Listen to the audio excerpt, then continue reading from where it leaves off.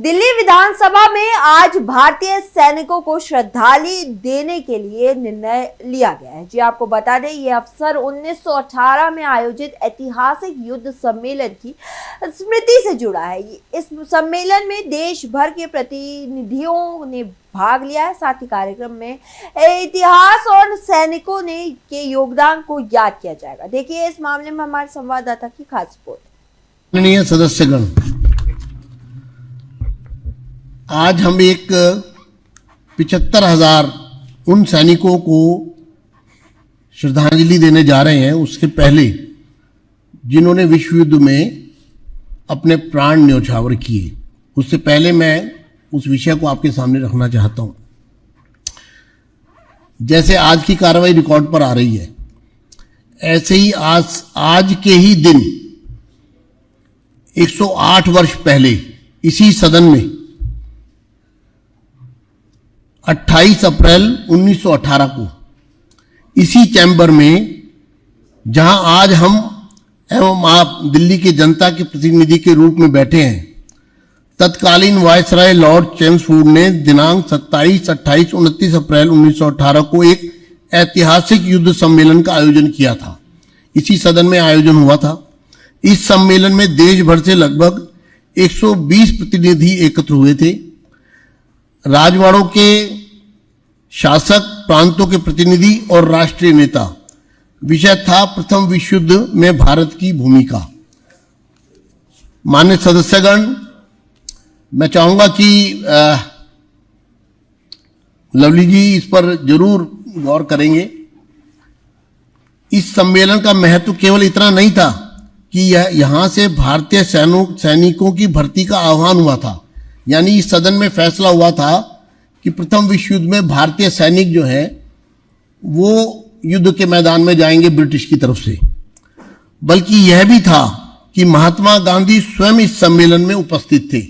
उस दिन, आज के ही दिन 108 साल पहले इसी सदन में वो उपस्थित थे और उन्होंने साम्राज्य के प्रति भारत के पूर्ण सहयोग का समर्थन किया था, इस विश्वास के साथ कि युद्ध में भारत की निष्ठा का पुरस्कार स्वराज के रूप में मिलेगा। परंतु इतिहास गवाह है, यह विश्वास छला गया। लगभग 13 लाख भारतीय सैनिकों ने प्रथम विश्व युद्ध में साम्राज्य की ओर से मोर्चा संभाला। फ्लैंडर्स के खूनी मैदानों से लेकर गैलीपोली एवं मेसोपोटामिया तक 74,000 से अधिक भारतीय वीरों ने पराये देशों की मिट्टी में अपना रक्त सींचा, यानी दूसरे ब्रिटिश के लिए, और विदेशी भूमि पर उनका रक्त बहा। 75,000 सैनिक शहीद हुए। परंतु कृतज्ञता के पुरस्कार के स्थान पर हमें क्या मिला? इसी सदन में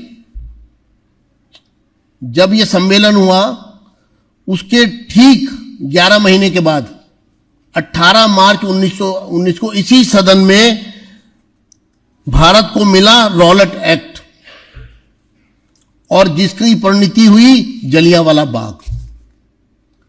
तो 75,000 सैनिकों की शहादत हुई इस उम्मीद पर कि हमें स्वराज दिया जाएगा, हमें लिबर्टी दी जाएगी, हमारा भागीदारी बढ़ेगी, लेकिन मिला रॉलेट एक्ट और जलियांवाला बाग।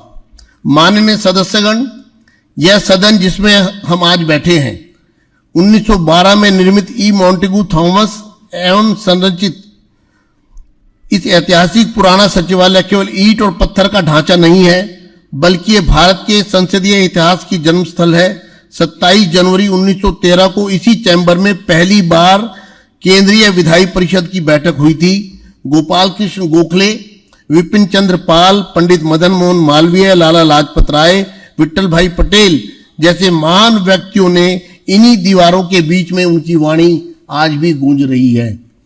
अतः यह स्मरण करना हमारा कर्तव्य है कि आज तक उन 75,000 अनाम भारतीय सैनिकों का, जिन्होंने दूसरों की लड़ाई में अपने प्राण न्यौछावर किए और जिन्हें इतिहास ने बहुत देर तक भुलाए रखा, एक स्वतंत्र राष्ट्र के रूप में हम उन्हें अपनी श्रद्धांजलि अर्पित करते हैं। इस सदन में हम उनको श्रद्धांजलि अर्पित करते हैं। साथ ही स्मरण करना भी हमारा कर्तव्य है कि सदन की विरासत कितनी गहरी है। जिन दीवारों ने एक समय साम्राज्यवादी वायसराय की वाणी सुनी थी, इसी सदन में हर साल जो एड्रेस होता है, जिस तरह से उपराज्यपाल महोदय का हर साल वायसराय का एड्रेस होता था, और उसकी 14 स्पीचेस इस सदन में वायसराय की, जिनको हमने संग्रहित किया है। वही दीवारें आज स्वतंत्र भारत की जनता के चुने हुए प्रतिनिधियों की गूंज सुन रही है। यह परिवर्तन, यह यात्रा, यही हमारे स्वतंत्रता संग्राम की सबसे बड़ी उपलब्धि है।